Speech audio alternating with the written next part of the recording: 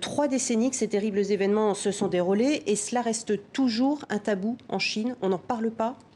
On n'en parle pas parce que c'est un secret, d'une certaine manière un secret de famille pour le Parti communiste. C'est le secret qui a permis à la Chine, je pense, d'opérer ces 30 ans de développement économique sans jamais opérer de développement politique et de permettre une libéralisation, ce que réclamaient notamment les étudiants sur la place Tiananmen. Et donc c'est un régime c'est une mémoire qui est niée en Chine même, mais qui est maintenue vivante à l'extérieur de la Chine. Alors justement, j'allais vous poser la question, si les Chinois en exil n'ont rien oublié de ces tragiques événements, qu'en est-il des Chinois de Chine ? Comment aborde-t-on? Est-ce qu'ils oublient aussi ces événements ou est-ce qu'ils n'osent tout simplement pas en parler? Alors, à l'école, bien évidemment, personne n'étudie cette partie historique. Dans les familles, ceux qui l'ont vécu, souvent n'en parlent pas à leurs enfants. Et donc c'est aussi une Chine qui a vécu 30 ans de développement économique, qui a bénéficié des fruits de la croissance, donc qui a envie de penser à autre chose.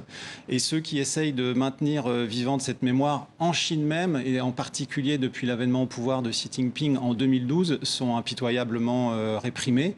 On l'a vu récemment avec 3 personnes ou 4 personnes en province qui avaient décidé de faire un jeu de mots sur le 4 juin et de confectionner une bouteille de vin qui faisait référence au 4 juin. Et ils ont été condamnés à de la prison. Donc voilà, systématiquement, tous ceux qui essayent de se rassembler, qui essayent de se souvenir sont pourchassés aujourd'hui. Et même en petit comité, dans les familles, on n'en parle pas. Même en petit comité, des rassemblements privés, dès l'arrivée au pouvoir de Xi Jinping, les gens qui ont commémoré, Tiananmen dans des réunions privées, etc., ont par la suite eu des ennuis. Alors des commémorations, il y en a par contre à Hong Kong, il y en a aussi à Taïwan. On va écouter l'un des exilés de cette époque de Tiananmen. Écoutez-le. À partir de ce jour, le Parti communiste ne s'est plus senti obligé de feindre. Il n'a plus eu besoin de tromper les gens, leur dire que la Chine allait s'ouvrir, que les citoyens auraient plus de liberté. À partir de ce jour, le parti a dit « Ok, vous aurez la liberté économique, en échange, vous vous soumettrez ». Donc à partir de ce jour, c'est celui du 4 juin 1989. Soumettre les droits de l'homme au profit des liens économiques, c'est ce qui se passe en ce moment ? Oui, bien sûr. En fait, le choix du parti après la répression du 4 juin, c'est d'une part de ne plus jamais connaître de division. Donc toute la partie des réformateurs a été écartée. Et à partir d'aujourd'hui, on le voit bien avec Xi Jinping, l'objectif, c'est l'union autour d'une personne et de faire en sorte qu'on ne renouvelle pas ce genre d'expérience, de cauchemar. L'expérience de l'Union soviétique aussi a renforcé cette crainte.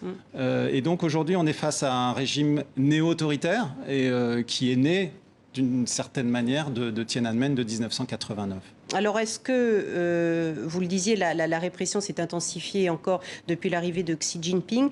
Être un esprit libre en Chine, c'est totalement insensé aujourd'hui. Quelle perspective voyez-vous pour l'avenir ?